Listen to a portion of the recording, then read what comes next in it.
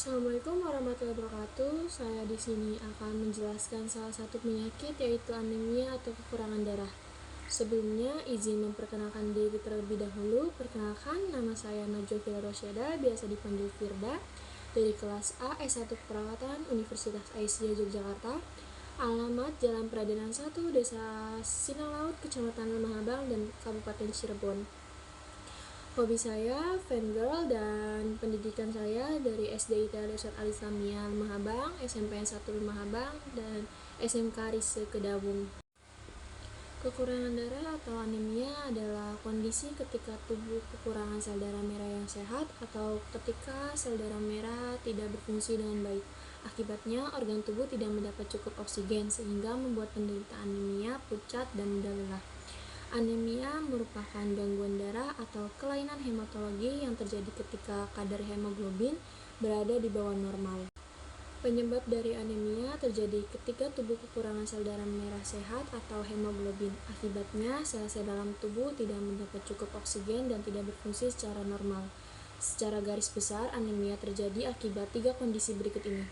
Yang pertama, produksi sel darah merah yang kurang. Yang kedua, kehilangan darah secara berlebihan. Dan yang ketiga, hancurnya sel darah merah yang terlalu cepat. Diagnosis anemia. Selain tes darah, dokter akan melakukan pemeriksaan lanjutan lain untuk mencari penyebab anemia, seperti yang pertama, endoskopi, guna melihat apakah lambung atau usus mengalami perdarahan. Yang kedua, USG panggul, guna mengetahui penyebab gangguan menstruasi yang menimbulkan anemia. Yang ketiga, pemeriksaan aspirasi sumsum tulang, guna mengetahui kadar, bentuk, serta tingkat kematangan sel darah dari pabriknya sendiri. 4. Pemeriksaan sampel cairan ketuban saat kehamilan, guna mengetahui kemungkinan janin menderita kelainan genetik yang menyebabkan anemia. Dan gejala dari anemia itu seperti yang pertama, lemas dan cepat lelah. Yang kedua, sakit kepala dan pusing. Dan yang ketiga, sering mengantuk, misalnya mengantuk setelah makan. Yang keempat, kulit terlihat pucat atau kekuningan. Yang kelima, detak jantung tidak teratur, nafas pendek, nyeri dada, dingin di tangan dan kaki. Metode pengobatan anemia tergantung pada jenis anemia yang diderita pasien. Perlu diketahui, pengobatan bagi satu jenis anemia bisa berbahaya bagi anemia jenis lainnya. Oleh karena itu, dokter tidak akan memulai pengobatan sebelum mengetahui penyebabnya dengan pasti. Komplikasi dari anemia yang pertama, kesulitan melakukan aktivitas akibat kelelahan, masalah pada jantung, seperti gangguan irama jantung dan gagal ginjal. Yang ketiga, gangguan pada paru-paru, seperti hipertensi pulmonal.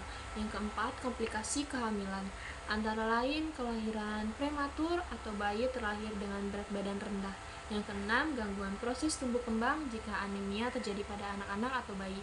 Dan yang terakhir, rentan terkena infeksi.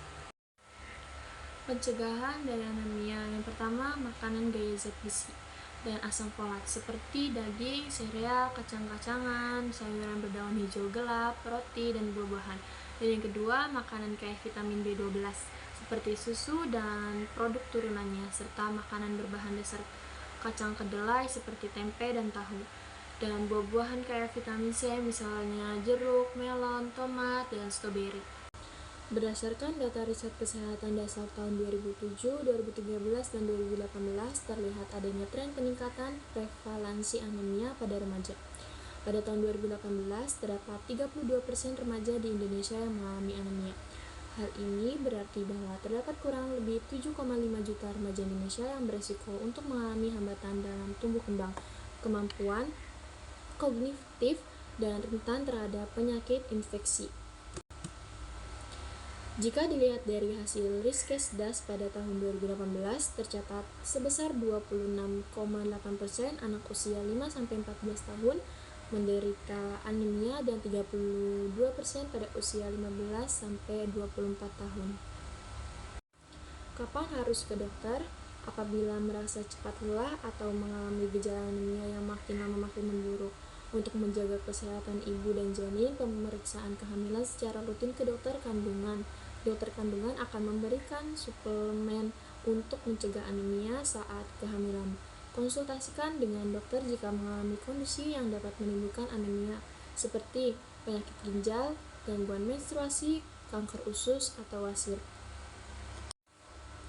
Sekian yang bisa saya jelaskan tentang anemia atau kekurangan darah. Terima kasih. Wassalamualaikum warahmatullahi wabarakatuh.